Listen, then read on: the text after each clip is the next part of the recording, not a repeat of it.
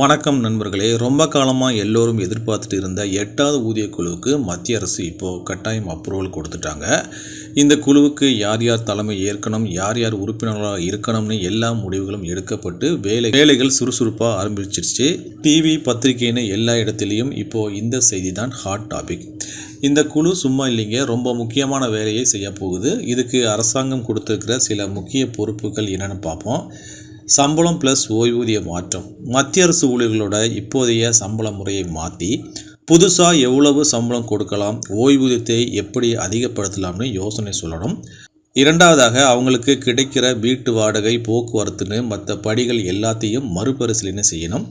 மூன்றாவது, இராணுவம், ரயில்வே மற்ற அரசு பிரிவுகள்னு எல்லாருக்கும் சம்பளத்தில் சமநிலை கொண்டு வரணும். தனியார் நிறுவனங்களில் கொடுக்குற சம்பளத்தோட ஒப்பிட்டு இங்கேயும் நியாயமான ஊதியத்தை நிர்ணயிக்கணும்.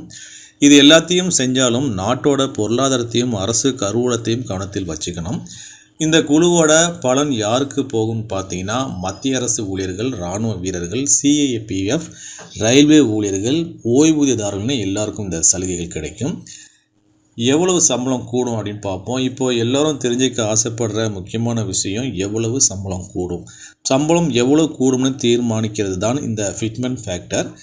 நிபுணர்கள் என்ன சொல்கிறாங்கன்னா, உங்களுடைய இப்போதைய அடிப்படை சம்பளம் 18,000 குறைந்தபட்சம் இருக்கும் பட்சத்தில் ஃபிட்மெண்ட் ஃபேக்டர் 1.83 இருந்தால் புதிய அடிப்படை சம்பளம் தோராயமாக 32,940 இருக்கும்.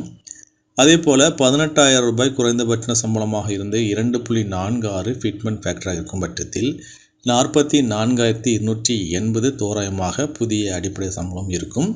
அதாவது இந்த ஃபிட்மெண்ட் ஃபேக்டர் 1.83 இருந்து 2.46 வரைக்கும் இருக்கலாம்னு நிறைய ஆய்வாளர்கள் சொல்கிறாங்க. இந்த காரணி உயர உங்களுடைய சம்பளமும் டபுள் மடங்காக உயரும்னு எதிர்பார்க்கப்படுது. இது இப்போதைக்கு கணிப்பு மட்டும்தான். ஆய்வாளர்கள் எல்லோரும் பழைய தரவுகள், அனுபவங்கள் எல்லாத்தையும் வச்சு இந்த கணக்கை போட்டிருக்காங்க.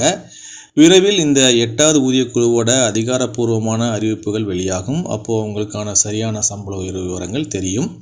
மீண்டும் அடுத்த வீடியோவில் சந்திக்கலாம். நன்றி, வணக்கம்.